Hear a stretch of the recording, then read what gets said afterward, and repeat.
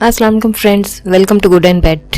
दोस्तों ये कहानी है राम की। इस वीडियो में मैं आपको बताने की कोशिश करूंगी कि किस तरह राम ने हिंदू धर्म में भगवान का दर्जा हासिल किया और रावण जो कि राम का दुश्मन था उसने किस तरह शैतान का दर्जा पाया।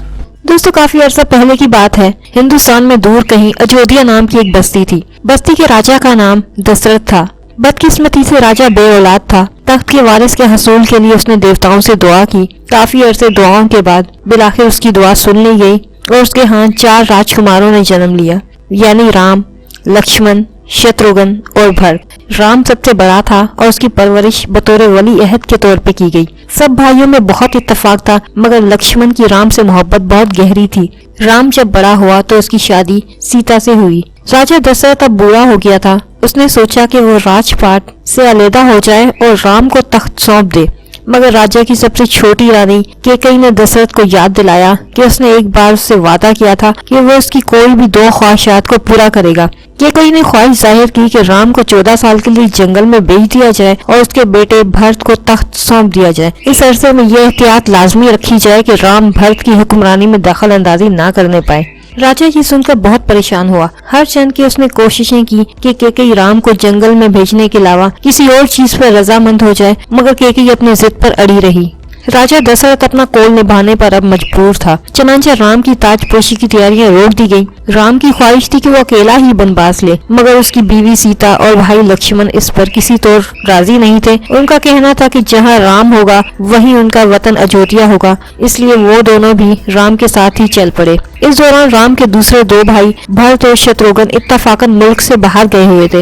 राम के जाने के बाद दशरथ बीमार रहने लगा और कुछ अरसे बाद वो इंतकाल कर गया। उसके मरने पर भरत और शत्रुघ्न को वापस अपने सल्तनत में बुला लिया गया। उनके वापस आने पर जब भरत को मालूम हुआ कि किस तरह उसकी मां ने राम को उसकी खातिर बनवास दिलवाया है तो उसे सख्त रंज हुआ। उसने अहद किया कि वो राम को वापस बुलवाकर तख्त उसके हवाले कर देगा। लिहाजा वो राम की तलाश में निकल खड़ा हुआ। बहुत ही दुश्वारियों और जोखिम के बाद उसकी मुलाकात राम से हुई। भरत ने उसे अयोध्या आने के लिए कहा, मगर राम ने उसकी ये दरख्वास्त ये कहकर मुस्तरद कर दी कि 14 साल से पहले अयोध्या आना उसके बाप के हुक्म के खिलाफ वर्जी होगी। भरत उस पर बहुत गमगीन हुआ। आखिर तय पाया कि भरत राम की जूतियां अपने साथ अयोध्या ले जाए और उन्हें राम की अलामत के तौर पर तख्त पर रखकर उसके मातहत के तौर पर हुकूमत करे। राम, सीता और लक्ष्मण के 14 साल के बनवास की दास्तां बहुत तवील है।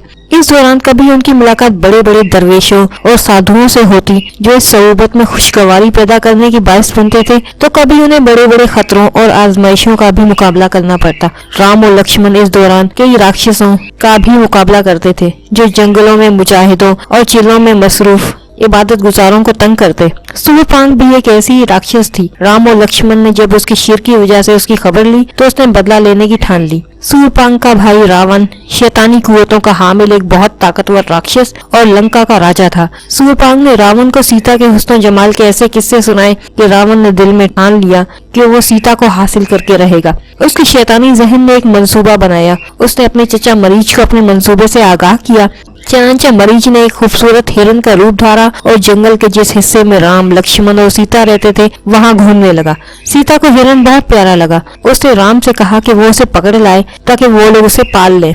राम हिरन के ताकुब में रवाना हुआ। काफी दूर निकल जाने के बाद राम को महसूस हुआ कि दाल में कुछ काला है। चनांचे उसने हिरन को पकड़ने के बजाय उसे तीर से मार दिया। हिरन जो असल में मरीच था उसने मरते मरते राम की आवाज बनाकर सीता और लक्ष्मण को मदद के लिए पुकारा। वो लोग समझे कि राम किसी मुसीबत में गिरफ्तार हो गया। चनांचे लक्ष्मण राम की मदद को भागा। सीता अब अकेली रह गई थी। रावण इसी मौके के इंतजार में था। वो आया और सीता को उठाकर लंका ले गया।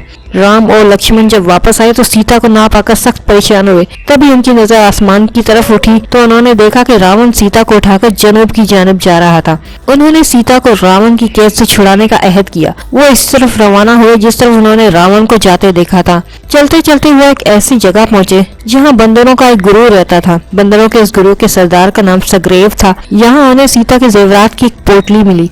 इससे उनके इस ख्याल को तकवीत मिली कि वो दोस्त सिमत में सफर कर रहे हैं। सीता ने ये पोटली जानबूझकर गिराई थी ताकि उसे तलाश करने वालों को अंदाजा रहे कि रावण उसे किस तरफ लेकर जा रहा है। सग्रीव ने बंदरों की टोलियां चारों तरफ रवाना की ताकि रावण के मुतालिक पता लगाया जा सके। बंदरों की जो टोली जनूब की सिमत रवाना हुई उसमें सग्रीव का वजीर हनुमान भी था। हनुमान हवा के देवता का बेटा था और माफूकल फितर ताकतों का मालिक था। हनुमान जब हिंदुस्तान के इंतहाई जनूब में पहुंचा तो उसे अपना सफर रोकना पड़ा, क्योंकि आगे समंदर था। आखिर उसने अपनी माफूकल फितर ताकतों का इस्तेमाल करके छलांग लगा के वो लंका पहुंच गया। यहाँ उसने सीता को रावण की कैद में पाया और वापस आकर राम और लक्ष्मण को सीता के मुतालिक बताया। हनुमान राम, लक्ष्मण और बंदरों की फौज लेकर एक पुल के जरिए लंका पहुंचा। रावण की फौज और बंदरों की फौज में शदीद जंग हुई। ये जंग 18 माह तवील थी। इस जंग में रावण को शिकस्त हुई और उसकी सल्तनत तबाह कर दी गई। सीता को आजाद करवा लिया गया। दोस्तों, इसी दौरान राम के बिनबास के 14 साल मुकम्मल हो चुके थे। चनांचर राम वापस अयोध्या आ गया और उसने तख्त संभाल लिया। कहते हैं कि राम निहायत अच्छे और साफ के मालिक थे। रियाया के साथ बहुत अच्छा बर्ताव रखते थे, अदल इंसाफ के हामी और बहुत रहमदिल इंसान थे। उनकी इन्हीं खूबियों की वजह से उनकी रियाया उनसे बहुत खुश थी और आखिरकार रफ्ता रफ्ता उनकी मोहब्बत में उनकी रियाया ने उन्हें भगवान का रूप दे दिया। आज भी हिंदू धर्म में राम को बड़े भगवान का दर्जा हासिल है और हनुमान को भी देवता समझा जाता है, और रावण जिसने सीता को अगवा किया था उसे राम का दुश्मन और शैतान समझा जाता है। फ्रेंड्स, वीडियो पसंद आ जाए तो इसे लाइक कर दें, चैनल को सब्सक्राइब कर दें। अपना बहुत ख्याल रखिएगा। खुदा हाफिज।